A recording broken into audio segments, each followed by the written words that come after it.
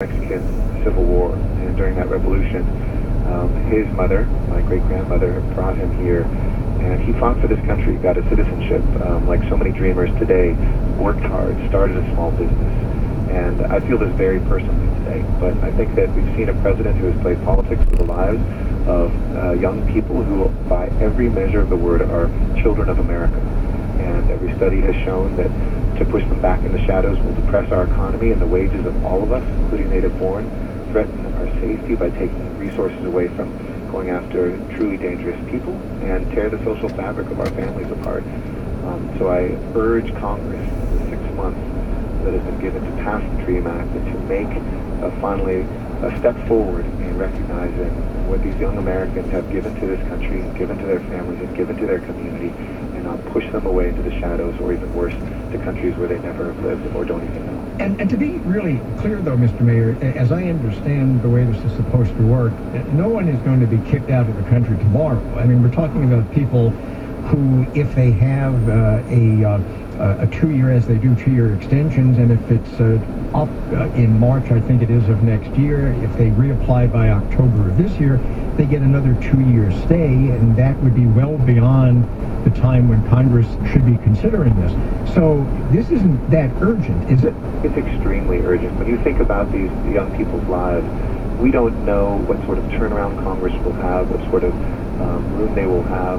They have made clear nobody can apply now in this period of time, which means that there are folks who are getting ready to take these steps. There are people who are coming out of the shadows.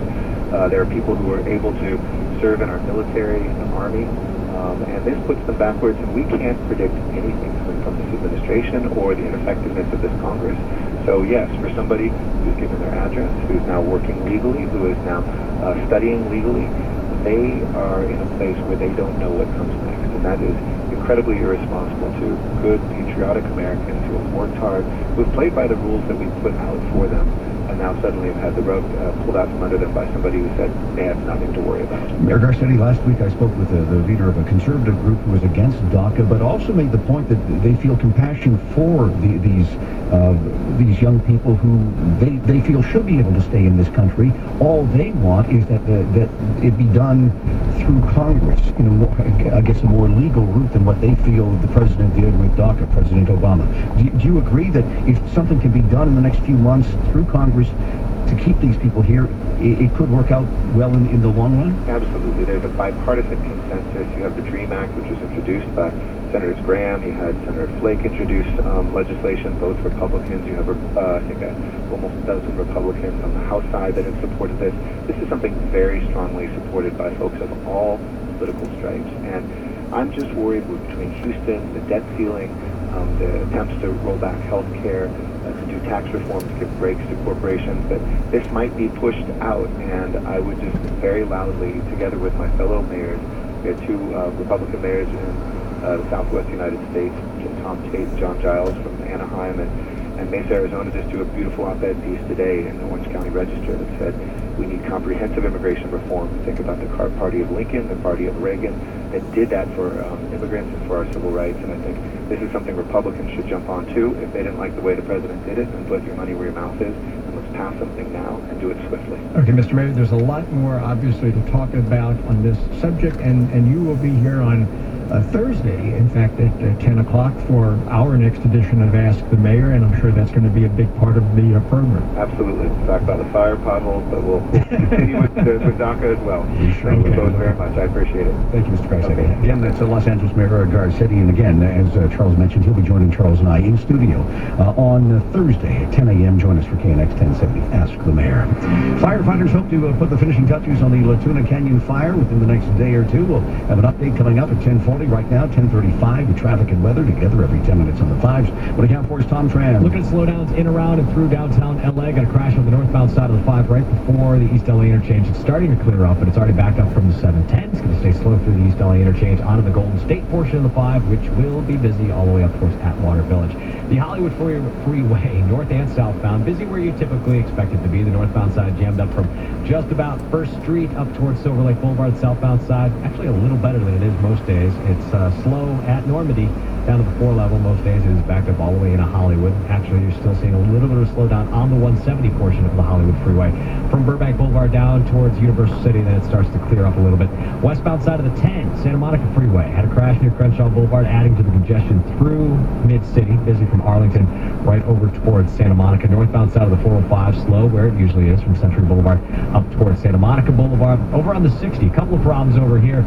Had a crash on the eastbound side of the 60 near 7th Avenue. It's starting to clear out, but it's backed up from the 605. The westbound side of the 60 slows from Diamond Bar all the way over towards the 605. The 10 is a little bit better. You're going to find a little bit of roadwork slowing right around the Kellogg Hill area, but it's better than the 60 at this point. And we did get a call about a truck that was stuck on the 60 eastbound near the Riverside interchange. It's got traffic backed up to Rubidoux. It's blocking a lane there. If you see more traffic troubles, give us a call on the LA Metro Traffic Tip Line 323-467-1070. Your next report, 1045. Tom Perez, more traffic reports, more often. KNX 1070 News Radio. Sunny, warm today, clear skies tonight, more sunshine on the way for tomorrow. Both days we're looking at highs mid-70s, beaches 80s for Los Angeles and Orange County metro areas, 90s in the valleys. Overnight lows in the 60s. Right now it is 81 degrees downtown Los Angeles. Don't forget your exclusive 5-day weather forecast coming up at 10:45. Florida residents being urged to prepare for Hurricane Irma.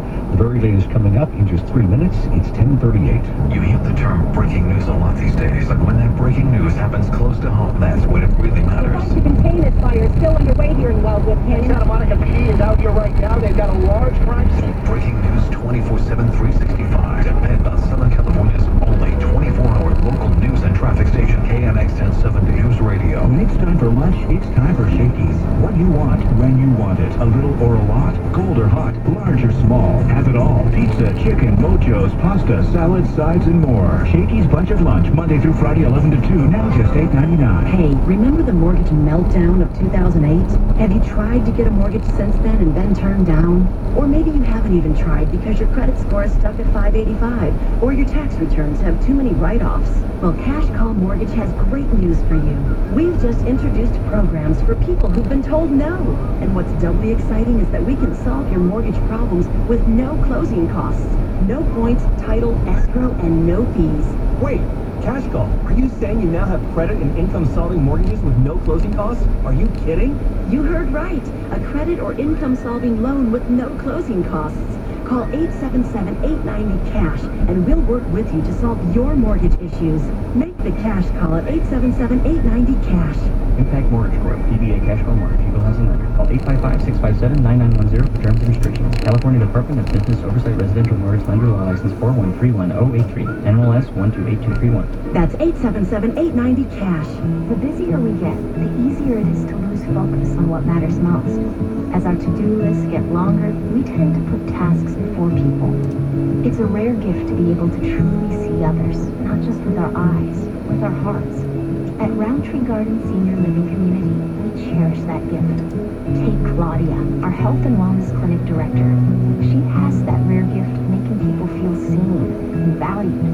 A dedicated nurse, Claudia takes care of our community members' physical, emotional, and spiritual well-being. No matter how busy, she always makes time to stop and fully be present with those around her. Because for Claudia, people are never interruptions to her focus. They are her focus. We'd love for you to meet Claudia when you join us for a free lunch and tour. Call Roundtree Gardens at 714-530-9100. That's 714-530-9100. We'll see you soon. License number 300600816. At Pachanga Resort and Casino, we invite you to win on another level with California's largest casino floor. Over 4,000 slots and 150 table games. Whatever taking it to another level means to you, you'll find it at Pachanga Resort and Casino on another level. It's 10:41 on KNX. Fire crews continue to gain some ground on the La Tuna Canyon fire. KNX 1070 Speed Demetrio live for us now at the Fire Command Post.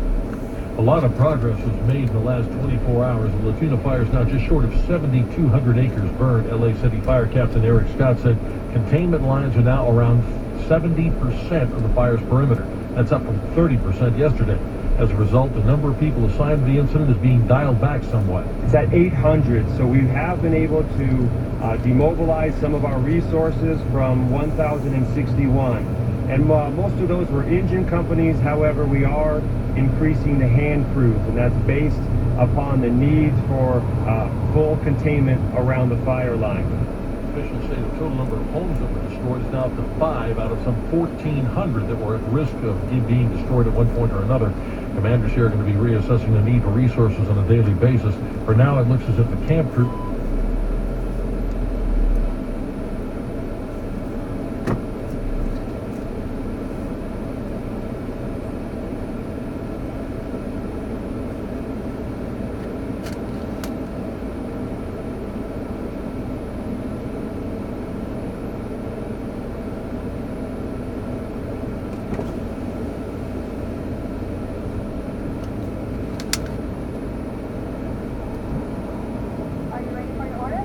Number 2. Anything else? That's it. Okay.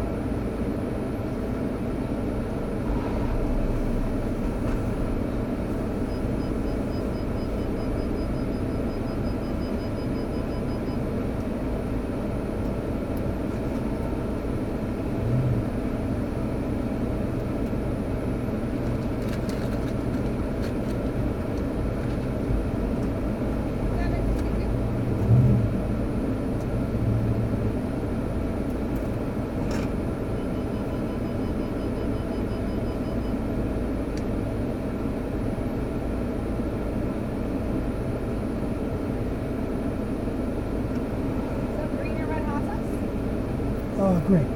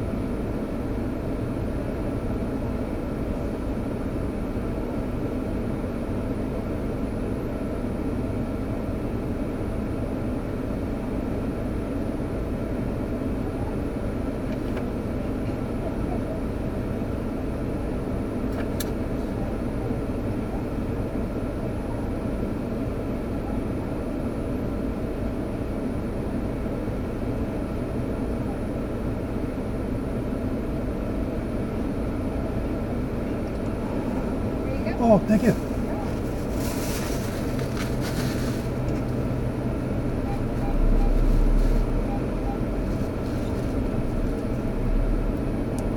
Traffic and weather together every 10 minutes in the 5, sponsored by Sovereign Health. Here's Tom Tran. Still some pretty nasty delays on the southbound side of the 57. Told about a crash earlier down near Nutwood Avenue. It looks like a couple of vehicles were involved in this one. They were blocking the lanes. They're moved off to the right shoulder. Unfortunately, the slowdowns still start way back at Tonner Canyon, and it's going to be a little while before that all clears out. And when it does, you can be sure all the traffic that was stuck behind it's just going to make its way southbound. So if you're trying to get down into Brea, I would suggest using Brea Boulevard down towards State College, or use Placentia going southbound to get around some of these delays. Once you get past Chapman Avenue, things start to clear up pretty significantly. We had a crash being reported on the northbound side of the 405 near the 22. It looks like that's already clearing off to the shoulder, because I'm not seeing a big delay down in the Steel Beach area. A little bit of slowing through the Long Beach Drive, though, from just about Bellflower Boulevard up towards the 710. Then a little more slowing through the South Bay curve. Over on the 210 going westbound, still very busy from the 57 right over towards Irwindale Avenue. They're going to stay on and off the brake pedal all the way into Pasadena. The 60 and the 10, both starting to improve, still not fantastic. The 60 westbound, still the worst of the two, busy out of Chino, on and off all the way over towards the 605. The 10 has gotten significantly better in the 45 minutes that I've been here. It's still going to be a little slow, though, thanks to some construction. Busy from base Kellogg Hill all the way over into West Covina. Are you or a loved one struggling with addiction or mental illness? Sovereign Health, a leading national treatment provider, can help. Most insurance accepted. Call Sovereign at 1-888-383-CARE for a free consultation. Your next report, 10:55. Tom Fred. More traffic reports more often. KNX 1070 News Radio. Hey, good day, everybody. Well, we try to break the heat wave, get almost back to normal. Mid-80s for most of the week downtown. Low 70s at the beaches, the valleys, mid to upper 90s. We'll come up just a little bit on Thursday and Friday and back down for the weekend. With Southern California's most accurate and dependable forecast, I'm CBS 2's Garth Kemp, KNX 1070 News Radio. 79 right down Canoga Park, 72 in Pacoima. Currently it's 81 degrees. Downtown Los Angeles at 10:47. President Trump is tossing the ball to Congress when it comes to blocking the deportations of about 800,000 immigrants who were illegally brought into the United States as children. Attorney General Jeff Sessions said this morning Mr. Trump has decided to end the so-called DACA program created by former President Obama, which has been protecting those people until now. But he plans to phase it out over a 6-month period to give lawmakers a chance to step in, pass a law offering similar benefits if they want. We'll continue to bring you the reaction to the DACA decision throughout the course of the day. Stay with KNX for the very latest on this major developing story.